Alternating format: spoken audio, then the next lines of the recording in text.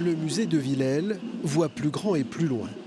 La chapelle Pointue et la maison Madame des Bassins partageront prochainement leurs 8 hectares avec un bâtiment moderne et des ruines rénovées. Il est important de maintenir les bâtiments anciens qui sont porteurs d'histoire et en même temps d'apporter une modernité.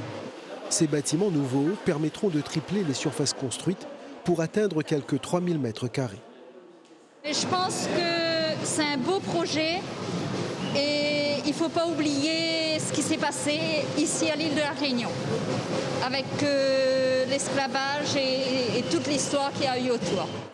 La propriété de Madame des Bassins, sur laquelle ont vécu jusqu'à 500 esclaves en même temps, va permettre au musée d'asseoir son ambition. On prend en compte l'histoire et ce qu'il en reste d'un point de vue patrimonial et on adapte une muséographie résolument moderne qui permettra de mieux comprendre le propos du musée, qui va essayer de donner les clés de compréhension de l'histoire de ce qu'est une habitation et de ce que fut effectivement aussi l'esclavage par rapport à la société de plantation. Pour que les gens ils connaissent un peu cette histoire, ils connaissent un peu mieux cette histoire et que tout sera regroupé sur le même endroit.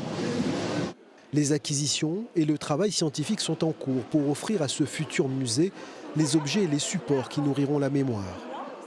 Le musée sera amené à produire de la recherche, de la connaissance sur ces thématiques-là.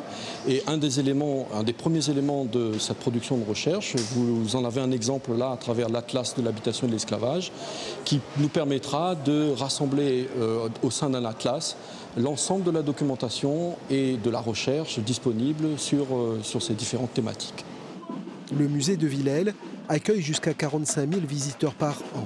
Le musée de l'habitation et de l'esclavage, dont le nom n'est pas encore définitif, devrait ouvrir ses portes en 2024.